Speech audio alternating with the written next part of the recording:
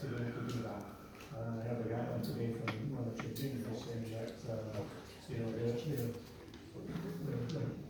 top people who are having to give up going into work because they can't afford the bus fare to get to work. Just that kind of argument that we should be using right, left, or centre, which part of the political spectrum you're from. And I think what we need to do, when you say what can we do, is every time that we have something coming from a Westminster Minister, or the Prime Minister, or the family, whoever it is, we see that as a fantastic opportunity to make the case to the people of Scotland. Because, one, the British establishment, they like the idea that they own Scotland, that they have access to resources. You know what, they don't understand Scotland, which means that every week, every day, every hour, they'll be putting their big feet into something that they really don't understand. And it's up to us to say, a stupid thing to say, like Sunak said last week, that they invested in Scotland and Darlington. We couldn't wish for a bigger gift than having this current government in our step towards independence. And I think we see every possible opportunity and seize it as an opportunity to ridicule, to undermine, and to make sure that that message gets out to people of Scotland. People of Scotland are not stupid. Yeah. And they'll pick up on these things, and they'll pick up really, really fast. And I think, I saw a poll, I think it was just a made-up poll today, 55% favour independence, 45% for remaining in the Union. My gut feeling is we're way beyond that. And I just hope that what we can do over the next period is actually move that consensus into either support a referendum, and if a referendum is refused the opportunity, then we move on to general election. General election is held under UK rules. It's their baby, it's their big identity, and that's what we're going to do. Now, I see people shaking their heads, but if you can come up with better solutions, then I'm an ideas guy. I'm happy with that.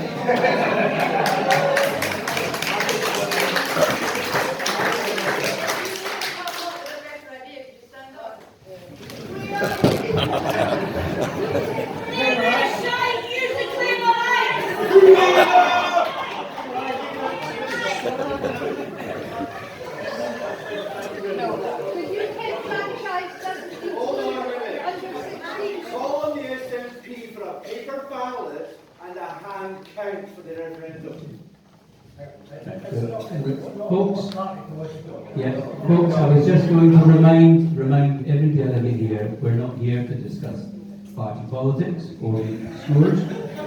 We're here to discuss independence. So, and questions about what's been going on would be great. Thank you. Neil,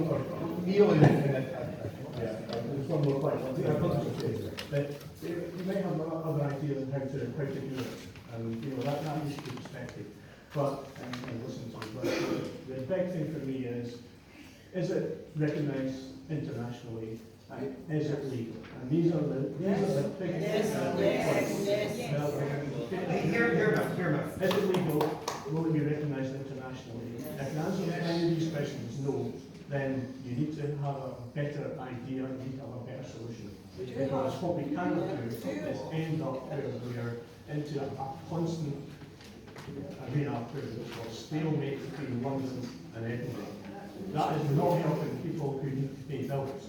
That is not helping the economy of Scotland, and that's not taking back our resources that we deserve to have.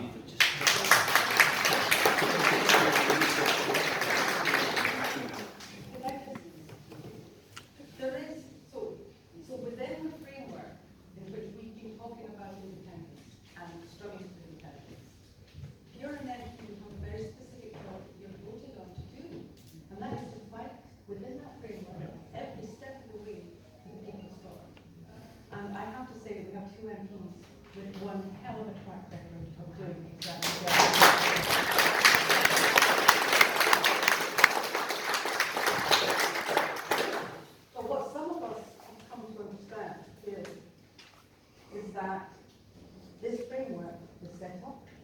controlled, and the gatekeepers are set by the British establishment. So you guys can give your advice on everything you've got within that framework, and they will still do what they're going to do. They own the playing field, they own the rules, they own the gates, and we keep desperately trying to win and find a way to within that framework to win. You look at what happened with the referendum. No, forget the shaky, pictures and blah blah, and the weird postal ballot results. And look at the Edinburgh Agreement. And look at the control of the media, what international regulations say about it. So, and then they told us that a purely advisory referendum was binding forever. We couldn't challenge any of the things they did because it was an advisory referendum and you can't have a judicial review. But once it was done, it was permanently binding forever. We cannot win. So, what we can do that is democratic and that is going to be recognised as legal, we can go right around the system. We can ask the international community when we have the standing to do it, and it's not that hard an ask, to recognise that we have an international treaty. And an international treaty is not subject to domestic law. They have the Dyson Observatory, which would not stand up, as well as a snowman in a fire, if it got to the international community. It'd be local. That's a fact. We're not asking to recognise independence before we've had a vote. We're not saying we're doing something without the democratic will of the people.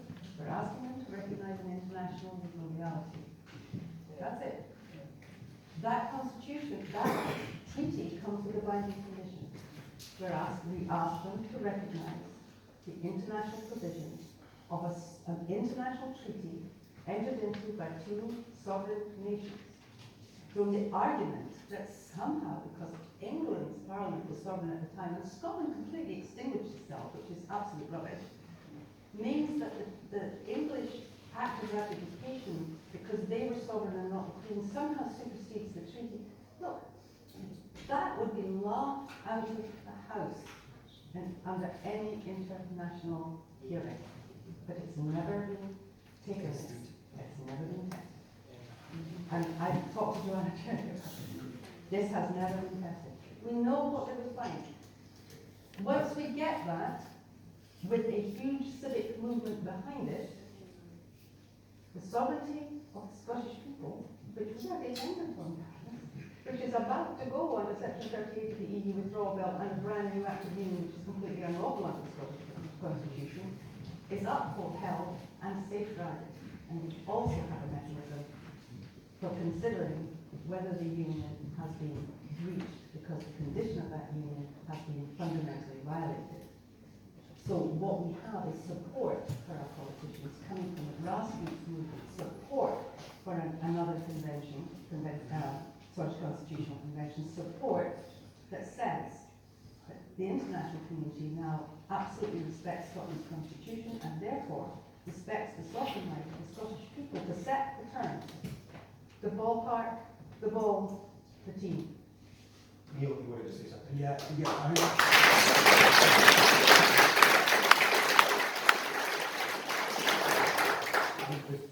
The short comment is that Douglas and Sarah are absolutely correct.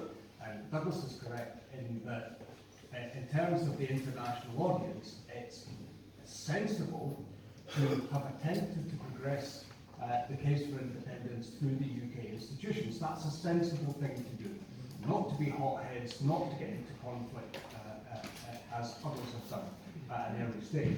And the key thing, so reflecting on 2014, that no one would deny that Alex Salmond was the figurehead of the Yes movement back then.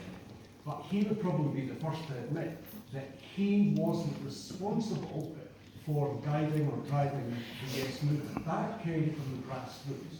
And the grassroots was what made 2014 really come to life and happen. And that is why both things are important. So we need to exhaust the avenues in within the UK context, but that doesn't prevent us from doing the work that this meeting has been considering this weekend to look at all different avenues. And the one take home for me from the weekend really is the Estonia situation, where they planned, they had an exacting roadmap of how they were going to move forward, and that included everything. And they were occupied by the USSR at times, by the Soviets, and I think Albert's stuff around colonialism has illustrated that we are an occupied territory in many respects, and so we have to burst out of that mindset. But we do have an absolutely urgent humanitarian crisis, as Douglas has alluded to, with the cost of living crisis, and that is an absolute affront because of the vast wealth that Scotland possesses. Now, all of these disparate things, the claim of right, international treaties, the UN Charter, all of that kind of stuff, on its own is not a silver bullet. But when you bring those strands together and you mount a convincing argument and you're able to progress that in a peaceful and intelligent way and articulate that to the people, and the various other, I mean, I have to go on for it, there's various other things that we've considered this week that are, this weekend, which are really important strands. Scottish citizenship, for example. There are lots of these really exciting opportunities. What we must do is to step outside of the UK context and think about Scotland and its journey to independence as that country, as that ancient country, not just within a UK context.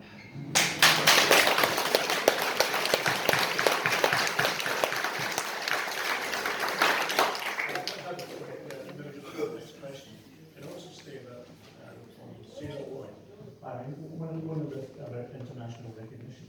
One of the things that strikes me as a member of Parliament, we do a lot of outreach to other countries, and you know, I chair the all-party group on Catalonia, who have had their own experience. There was an international observer at their referendum way back in 2016, and the difficulty we had at that point was actually trying to take that case to Brussels or take it to an international body to say, this is how the people of Catalonia have voted, and to get an international body to actually recognise that legitimate, what we thought was a legitimate vote, we just couldn't get that message over. They've struggled ever since. What they're doing now is actually building up their strength through they've got an assembly of citizens and parties and different things like that, so that actually that grassroots movement has a structure which they can build on. The politics is something aside. It's, you know, people are going about the parties or whatever. The political system is separate. You know, get that in your head, and what you need to do is actually work on that community engagement, the engagement you have with your neighbours and the street and so on, and that's your job. We've got a different kind of job at Westminster. We need to take these people down there. You need to get the message out up here, and that's where we need everybody to work together on that. And I know that's been a difficult journey for everybody over the last few years, but it's something that we keep trying to over. We start to work together. So I can tell you that everything I go, especially with Catalonia, I also do a lot of work with the Nordic countries. Every time I go to a meeting or if it's on Zoom or whatever, first question out the bag, when is Scotland becoming independent? You know, every time, every single time. There's a huge amount of goodwill out there in the international community already. So if we start going off a jaunty angle or going off that way and saying we're not going to do What angle can you go off? We're heading for independence, man. The rest of the world waiting for it. Wait for the microphone, put your hand up, please. Thank you. You good? Right. I know we're all frustrated by and we're all impatient for what we know needs to happen. But what I'm trying to say is, and explain to you, is that we already have a bag load of goodwill out there. You know, let's keep on that track and make sure that we stick to a democratic way of getting to our independence, so that we can, one, hold our own heads up high to say we've done it properly, but secondly, make sure sure that it actually sticks, and nobody's going to bring it into question in future years. And what do you think? Sorry, that's not you, so I see Sorry, something. just very quickly, and your colleagues in the other countries that say, what do you think is becoming independent? What do you think that they would accept as, I mean, obviously peaceful and democratic process? Well, what, do you think they see it as that there could be other ways besides a referendum to achieve independence? I mean, what do you think they would accept as legitimate? No, I think that is exactly what they are looking for.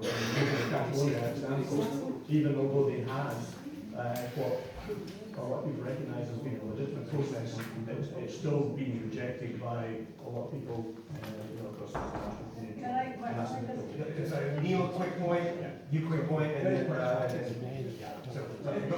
If the route to an independence referendum is blocked by Westminster, and if they say that they won't recognise a plebiscite election, I think there are points around that to discuss, then one of the tools that the Estonians used, because they didn't have the opportunity of a referendum because they were under Soviet rule, was they signed people up for Scottish citizenship.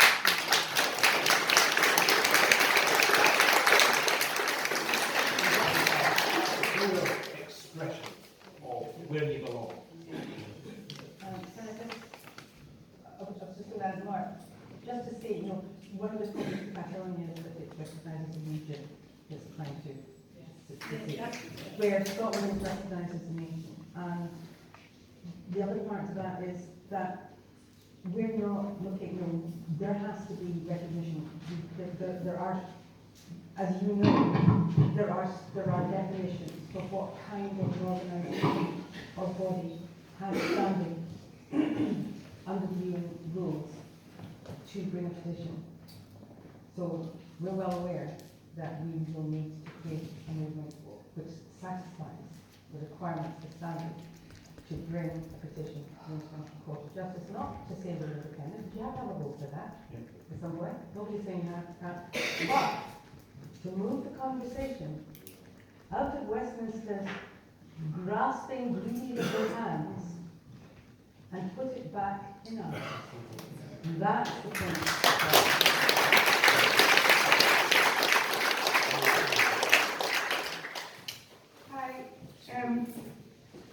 Both yourself, Neil, and Lee have very correctly highlighted just how much energy and resources are being asset stripped down to England.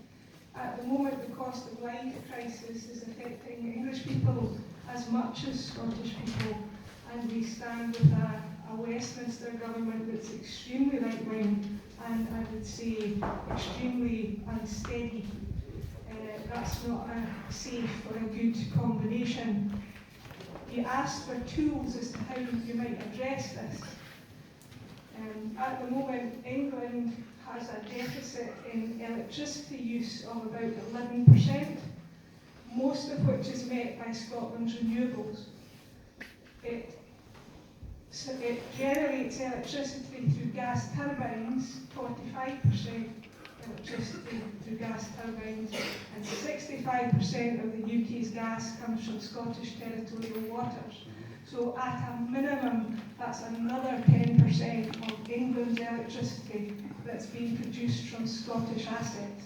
Now with that in mind, as good neighbours and statesmen, would you consider telling the poor people of England they're being robbed by the energy companies who are being propped up by a right-wing government, encouraging them to do so?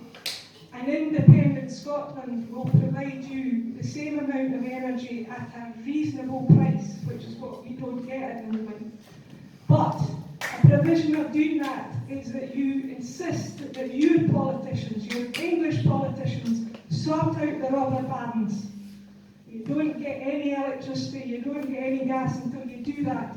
And by putting that political hot potato right into their game, into the hands of the English voters, you empower them. You prove that we are the good neighbours we always said we would be.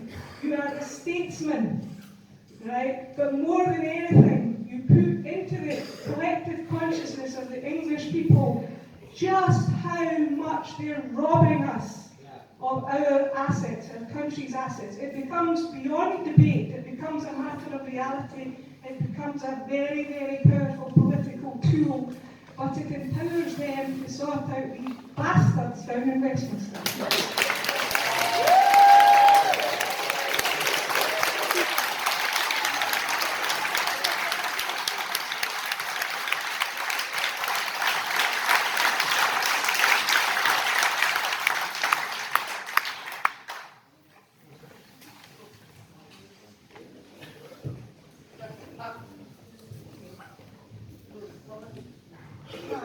I'd just like to say thank you very much for everything. It's been a really good weekend, very enlightening. But one of my questions is, it's regarding our claim of right. And we know that we want to take our claim of right forward to the United Nations and to the highest court to get it away from Westminster. Now, we've already talked about timescales, but we need to be a little bit clearer about how many people do we need in our movement to be able to approach the UN. Because, so I know we're not political at the moment, but we're not getting the path that we would like from our existing political parties. So I would really like to know how much further do we have to go with numbers? How quickly can we get our Scottish citizenship up and running? And, you know, is everyone here prepared to put themselves up to work for this? Absolutely everybody in this room.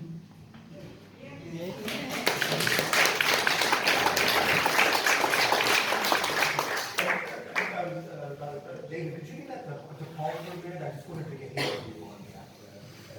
Is there a quantifiable number that would need to bring standing? Is it possible that these things are judiciable in a court? No.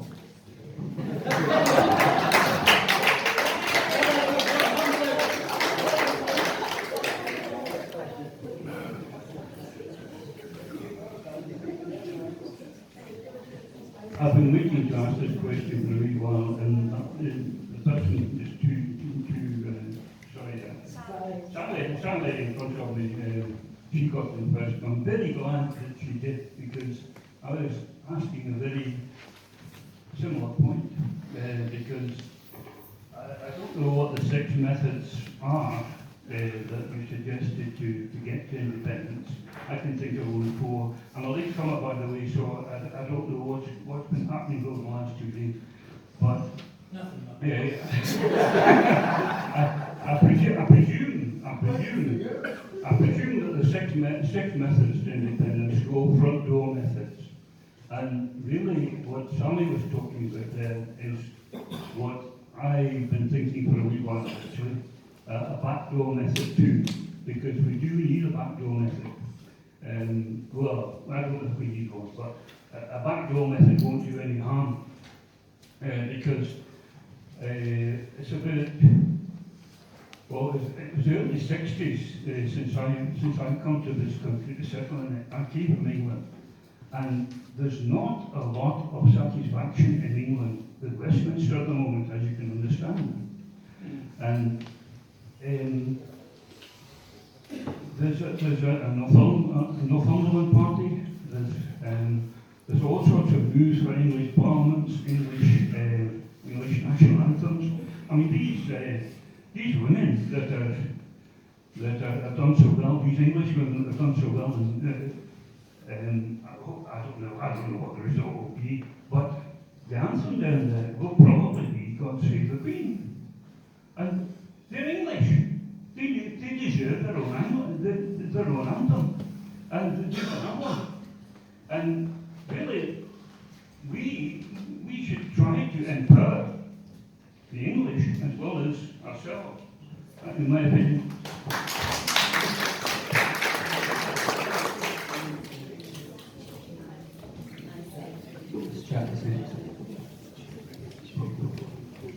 I just wanted to ask a little bit more of Sarah, because she brought up, am I shouting? So you mentioned about William of Orange offering Darien. Now, in the 1690s, that was the massacre of Glencoe. Everybody's talking about we don't know what they're going to do to keep us this time. What they did to get us, in first of all giving Darien, but then acting in Parliament to say that no English man is allowed to invest in a Darien expedition. No English port was allowed to build any of the ships that were to be part of the Darien expedition. And no colony or no part of the empire was allowed to help any of the Scots on the Darien expedition. Now there's a feeling that we were incapable of running a decent Darien expedition, but our Westminster Parliament purposely bankrupted our country to get it in 1707. And it was a massive conspiracy of various different departments of Westminster. Now they've got much more power. What's going to happen now is going to be extraordinary. We're going to have to be very imaginative in protecting this attempt to get our independence. Sarah, could you talk a little bit more about that? Because you were just getting started when you were talking about it. I think we've heard a lot. I just want to say, let's try to keep everything very short and brief. And also, I'm very happy to hear the historical and everything, but we really want to talk about how we go forward. Yeah, there's very much the scope, and so let's keep the scope towards the future. Nothing past didn't occur, but I'm very interested in and while we have this opportunity to question our MPs, that we of course do so respectfully, but also say what can we do now and how do we go forward. We've also, just to let you know, we've had quite a few questions from our online audience, so Jeff's collating them for you. Okay. So in answer to your question, as I've been about to say, I think we've heard a lot of those this weekend. We do know that you're up against a dishonourable, corrupt, lawless, rogue establishment that makes and breaks the law as it sees fit in its own interest and barely covers it up with a lie that leaves you gasping. They'll do whatever they need to do for the reasons that we know and that we have so well. They can't do without home water. They can't do without subsidised electricity. We've got 5 or 6 million people in Scotland, or the latest figures are, and they have 55 million. And yet, what we produce, I think, is it 40% in terms of GDP, is it something like 37? So divide that up, and they get to keep 63% of the resources in the output report, and that's not counting what goes out of English ports, it's counted as English and not Scottish. And we get to divide, and they divide that up between 55 million people, and we get to divide ours up between 5. It's not a very difficult figure to calculate. They can't afford to let us go. So, yes, they're going to do extraordinary things. The obvious things that I'm sure, I don't want to take up that time, but later, but it would be good to find out. The obvious things that they're doing and have been doing is challenging territorial boundaries in terms of oil and gas. There'll be arguments over Crown provisions, and that stays with the Crown. There'll be all kinds of tricks. They're already bringing in bills. So they're bringing in a new agricultural bill, which means that cheap, low standard, actually just dangerous level foods, they can have poisons in them, they can be GMO, they can be this, that, and the other. They can be brought into Scottish markets, not Scottish, not English. No consultation with the Scottish Government, no consultation with Scottish MPs, they've just done it. There's already, how do we get every single thing we can out of this country, and how do we slam down? Well, we know that they're going to slam down, so let's look at everything that has come up this weekend. The big thing that is going to be required, our Scottish politicians have already been talking about it. This little ace in the hole that Scotland has, which is called the sovereignty of the Scottish people. And that, if you're going to invoke it, be careful what gods you call upon, because sometimes they come. Sovereignty is not the right to vote, that's democracy. Sovereignty is defined by the High Court in the Miller versus whatever case. where they defined Westminster sovereignty. Take that, apply it to the Scottish people. All that's missing is a mechanism. We can do all kinds of creative things. So we can ask the Scottish Government, for instance, to acknowledge that yes, as the Scottish Executive in Westminster, they are directly legally answerable to Westminster, the created the Mother of Scotland Act. But under the principle of Scottish popular sovereignty, which Westminster has accepted and simply needs to abide by, Westminster is answerable in Scotland to the people, which means that the Scottish Parliament is answerable to the people. So the highest authority in Scotland is the people, and if they've given a mandate for a referendum, for instance, sorry, Westminster sovereignty is trumped by pop. There are all kinds of things you can start asking them to do, and it can come from us. We would like to get to a couple of the online questions. Do it on the mic here.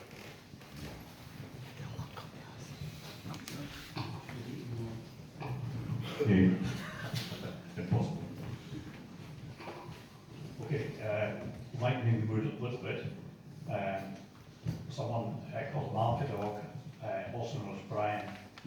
Question is, would a we read book on Scots history pre to post 1707 and to the present day help to educate and inform? Second question from Marcia Jeddah. How much work is actually going on to convince the overseas countries of Scots' right to reclaim our sovereignty? And when will the EU come out with support and recognise Scottish independence? Unconditionally. Just pick up on the how to look forward point, because that ties into the history thing. So where we are at the moment is that we've got one of the most shambolic, corrupt UK governments ever, UK Prime Minister, the law, and we have probably two of the least well-equipped people vying out to take over from him. We have an impossibly difficult economic situation globally, but particularly here. And so this is not going to be straightforward for any UK government over the next number of years. So it is absolutely the right time to push ahead with our preparation of our work. They are consumed with the day-to-day dealing with all of that. They won't have the energy to challenge some of the important things that we are considering this weekend, and so it's absolutely the right time to push forward. With history, and then it was also about the history. Yeah, the other was about, the history was about a simplified reread book or re-blue book, summarising Scots history pre-1707. I think that's important. What was the second point? The second question, sorry, the second question was, is how much work is actually going on? Yeah. To convince Not enough is the...